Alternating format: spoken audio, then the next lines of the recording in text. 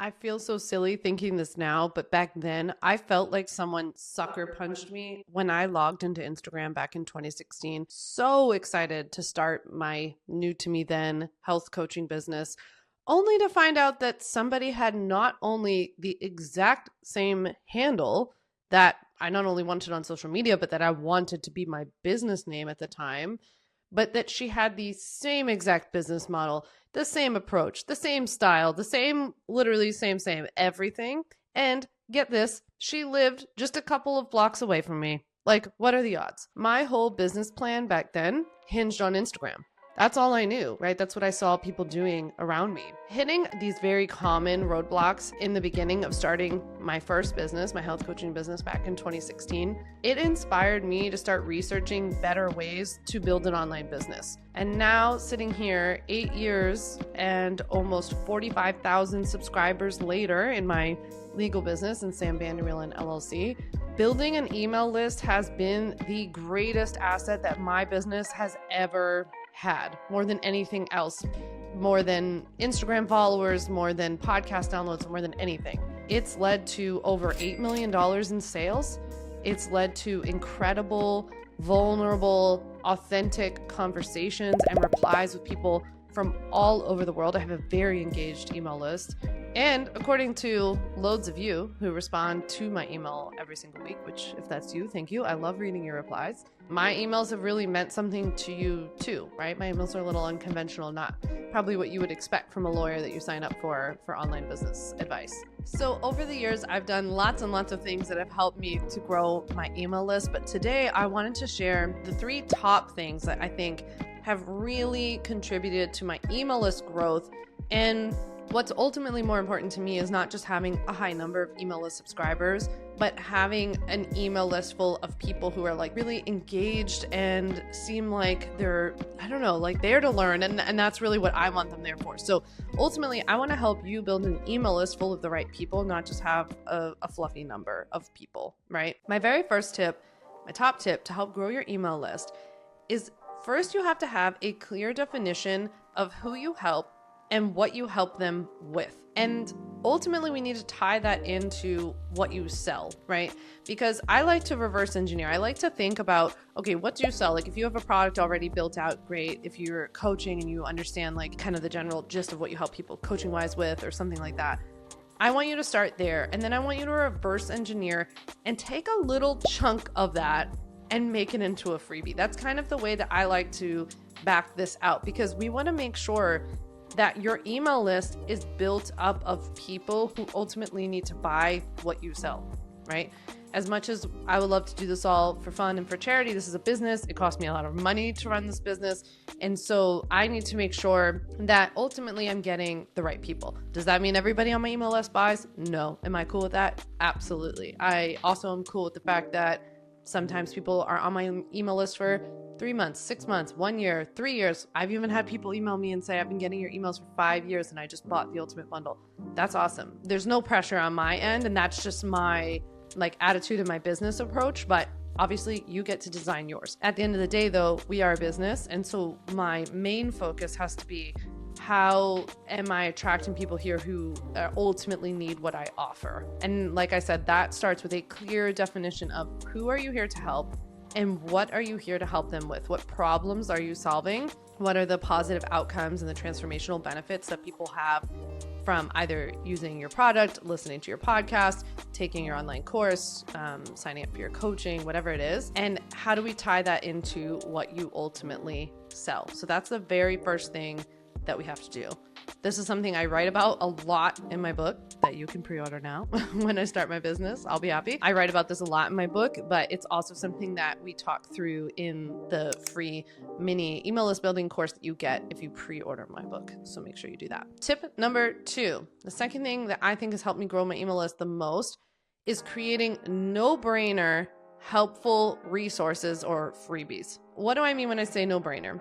I mean something that is so good, so enticing, like almost teeters on the, should I be charging for this? Like, I'm not sure. Like, I think this is the kind of thing I can make a, what we call tripwire, like something that's $7, $15, even up to like, I don't know, $25, $50. It starts to get like Okay, I think this is a no-brainer. Like, who wouldn't want to download this? That's the way that I like to think of freebies. People don't need another to-do list, like or another thing on their to-do list. They don't need just another freebie, especially depending on what industry you're in. It's just not helpful. We need to give people a reason to take action. It's so important in our businesses and everything we do, whether you're a content creator, you sell things, you're a coach. It's so important to like decenter yourself often. It's something I have to do like daily probably. And I have to remember everybody is busy. I'm not the center of everyone's universe.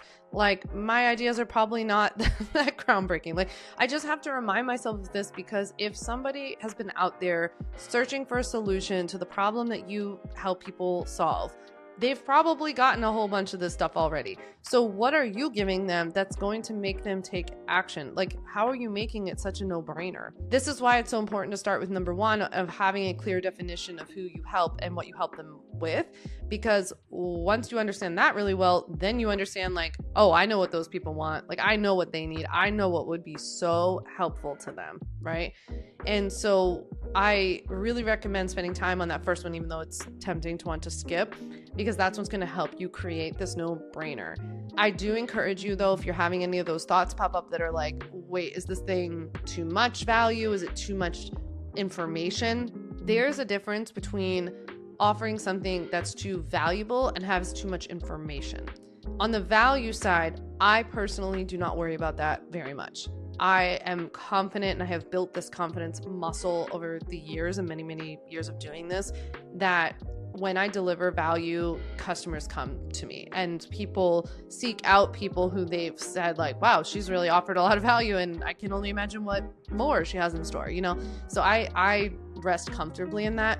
There's a difference, however, in you offering too much information. Offering too much information is bad, not because you're giving too much value, but because you could be overloading people. And really, we want freebies to be some sort of actionable thing. Like, what is a no-brainer helpful resource that you can create that creates an actionable quick win for somebody, or that is something that is very implementable, like something they can complete and do and check off. That's kind of the way I want you to think of it. Depending on what industry you're in or just how you like to approach email, freebies aren't the only way to build your email list. So I would say a sub 2B point here is that you can also advertise people to go straight to your email list. I actually do both. So I have freebies that I advertise quite a bit, and then I also advertise, you might have seen me advertise this on like Instagram or something, for people to sign up directly to my email list, because my email list itself is valuable and I've made it its own thing. So my emails have a name, Sam Sidebar. It's weekly. It's every single Tuesday for the last 8 years. Always has like a similar flow and a structure. There is value within the emails. Yes, I'm a story-driven, like storytelling type of educator, but my stories always lead to some sort of valuable lesson.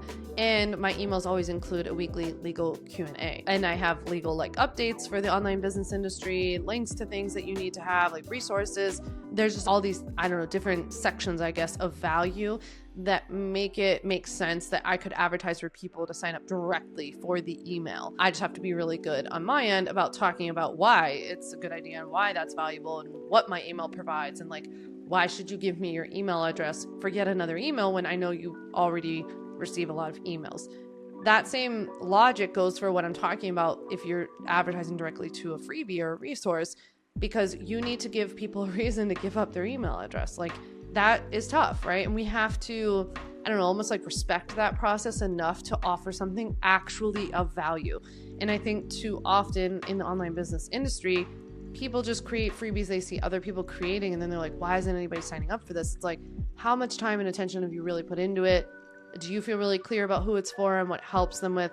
What's the quick tangible win? How like good are you at talking about it? Like, do you have a quippy like 1-2 line thing about why this freebie is valuable and what it does for someone and why they should download it.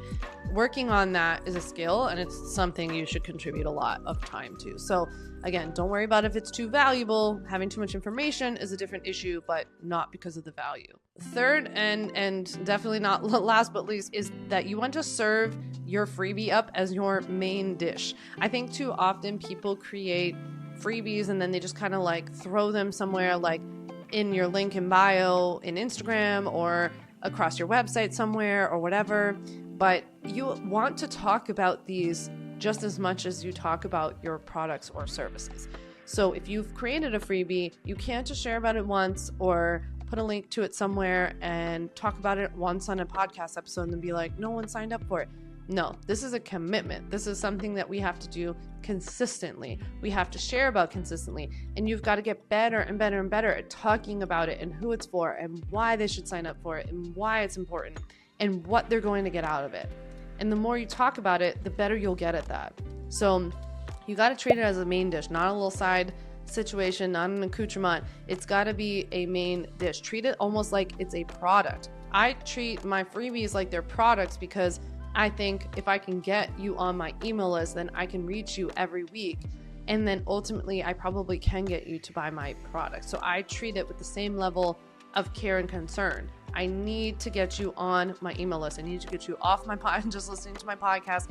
I need to get you off of Instagram, off wherever else, and I need to get you on my email list. I approach every single day in my business that way. It truly is my number one concern at all times. And like I started out in the beginning saying, like, I came into starting an online business with a very different attitude, thinking I needed a huge Instagram or, huge podcast or something else. And at the end of the day, it's been my email list that has made me successful. That's why not only when I wrote my book, I ended up writing so much about building an email list. So much of my book is about email marketing. And then how like all your other marketing kind of fits into that, driving traffic from social media, driving traffic from podcasts or YouTube. Like I talk about email marketing so much in the book, but I also knew that it was what I wanted my bonus to be for you as a thank you for pre-ordering my book. You can go and pre-order my book anywhere books are sold. But I knew I wanted my freebie to be about email list building because I want this to be the year that you grow at least 1,000 subscribers on your list. At least that's my goal for you. So let me know if you're committing to this challenge with me. Will you commit to pre-ordering my book, download the mini course that I've created for you, and will you commit to aiming for 1,000 new subscribers on your email list who are the right people, who are responding to your emails, who are ready to buy? If so, I want you to email me. I want you to tell me that you're in on my little challenge. I also want you to go pre-order my book wherever books are sold, and let me know that you pre-ordered so I can thank you.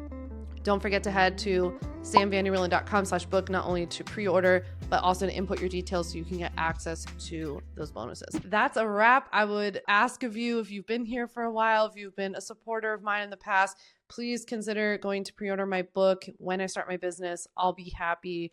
Wherever you like to purchase your books, it's really crucial for a new author, for a debut author, specifically to have pre-orders. It's what triggers all the alarm bells to all of the bookstores and to all the independent booksellers to let them know, hey, people are liking this book. This book's coming. It's going to be a good one. So it really means so much to me if you would consider pre-ordering my book and letting me give you these gifts in exchange as a thank you. So head to samvanderwielen.com/book. Thank you so much for listening.